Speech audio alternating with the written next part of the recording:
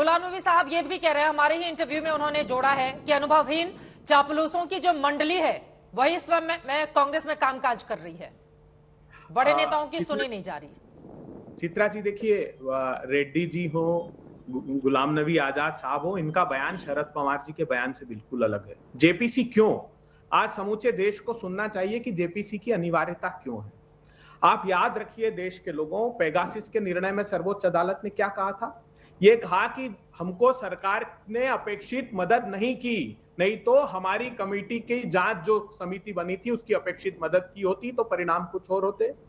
क्या ये बात सही नहीं है कि राफेल के केस में लिखा सरकार अदालत ने कि हमारे पास सीमित अधिकार हैं, तो क्या असीमित अधिकार जेपीसी के पास नहीं? क्यों बार बार जेपीसी की बात कर रहे हैं? इतने पूर्व मुख्यमंत्रियों को क्यों उतारना पड़ रहा है जेपीसी के खिलाफ? यह प्रश्न भारतीय जनता पार्टी से पूछना चाहिए। क्यों? क्योंकि जेपीसी समन कर सकती है, जेपीसी डॉक्यूमेंट्री एविडेंस मंगा सकती है, जेपीसी अधिकारियों को बुलाकर तलब करके दस्तावेज अपने पास ले सकती है। तो यही कारण है कि ये जेपीसी की मांग से भाग रहे। नहीं तो क्या, अगर जेपीसी इतनी अप्रासंगिक है तो एक क्षण में स्वीकार कर ली जाती। क्यों नहीं स्वीकार कर रही है? क्योंकि ये पाप पर पर्दा डालना चाहते हैं। ये प्रामाणिक आरोप लगाए गए हैं। मुझे बताइए जितने नाम, चलिए हिडनबर्ग को आपने शॉर्ट सेलर मानकर दरकिनार कर दिया, लेकिन जिन कंपनियों के नाम है, शेल कंपनी जो मॉरिशस में है, जो टैक्स हेवन्स में, यूएई में है, वो साइप्रस में है, वो प्रमाण दीजिए कि 40-40 हजार करोड़ रुपए का इन्वेस्टमेंट करने वाली कंपनी का कोई। वही सवाल आप दोहरा रहे हैं। सुधांशु जी, आप जल्दी से जवाब दीजिए। अडानी समूह की ओर से भी जवाब आया है, वो अपने दर्शकों तक हम पहुंचाएंगे, लेकिन उसके पहले सुधांशु त्रिवेदी जी।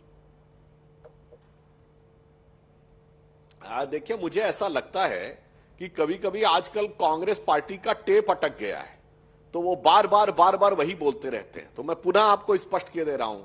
आपने कहा जेपीसी की मांग, तो मैं कहना चाहता हूं भारत की पार्लियामेंट की ज्वाइंट कमेटी भारत के संविधान के द्वारा प्रदत्त किस अधिकार के तहत किसी विदेशी कंपनी को बुला सकती है सुनवाई के लिए?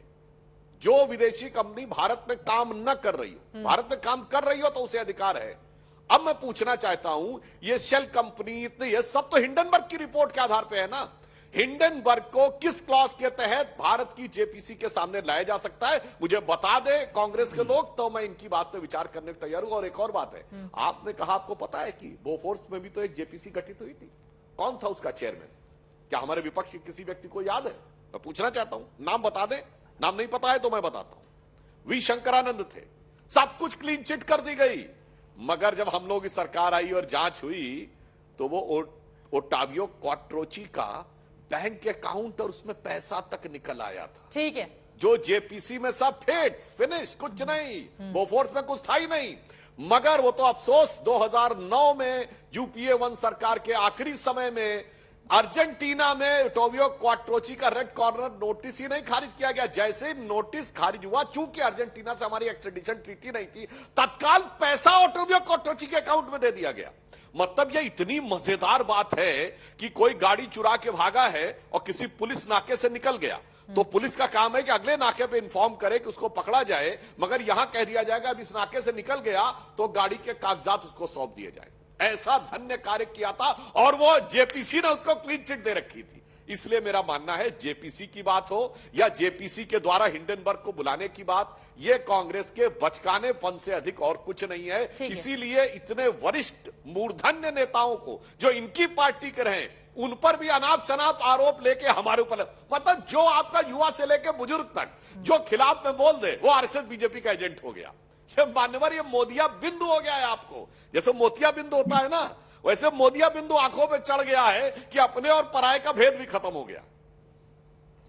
वो कह रहे हैं मोदिया बिंदु हो गया है अभय दुबे जी। और हिंडनबर्ग को बुलाया जा सकता है क्या जेपीसी की ओर से? जल्दी से इस पे जवाब दीजिए, उसके बाद विवाद पर अडानी ग्रुप का जो पक्ष है वो भी रखेंगे देश के सामने। चित्रा जी, जरूरत ही नहीं है हिंडनबर्ग को बुलाने की। बुलाइए अडानी जी को, पूछिए विनोद अडानी और चीन का चांग चुंग लिंग के बेटे के साथ क्या संबंध है। पूछिए जो मोदिया बिंद की बात कर रहे हैं, मेहुल भाई भूल गए?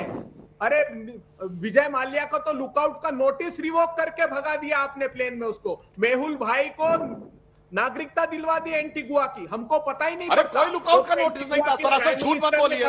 एक नोटिस नहीं था आपकी सरकार आने से पहले, बीच में मुझे बोलना पड़ रहा है।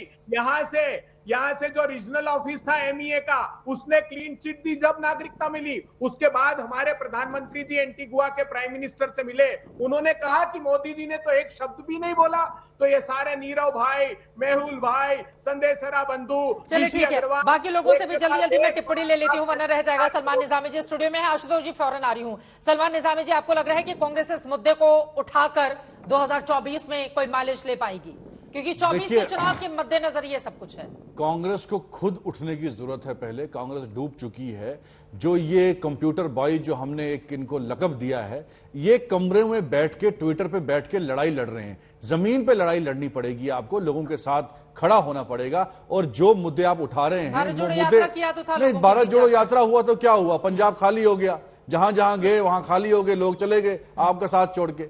तो ये जो आप एक्सरसाइज करते हैं वो जो है फटाइल एक्सरसाइज है। आप नए लोगों को मौका दीजिए। आप कब तक एक ही व्यक्ति पे एक्सपेरिमेंट करते रहेंगे? कितना पैसा उन पे लुटाएंगे? अरे वो फेल हो रहे हैं। आशुतोष जी जल्दी से एक टिप्पणी आपकी, आशुतोष वर्मा जी। पार्टी के पास अब वही चारा रह गया है कि जो कांग्रेस पार्टी में जिनको कुछ नहीं मिल रहा है उनको अपनी तरफ आकर्षित करके और एक बॉक्स की तरीके से यूज करना चाहते हैं, एक हॉक्स बॉक्स बनाने के लिए। गुलाम नबी आजाद ने भी वही किया। मुझे लगता है कि उनकी राजनीति में ये गलत निर्णय है कि अगर आप इतने बड़े कद के नेता हैं और 50 साल आपने जहां सब कुछ लिया है, एक राज्यसभा सीट ना मिलने पे आप इस तरीके से भाषा बोलेंगे, राजनीतिक जीवन में अरे हम चुनाव लड़ेंगे।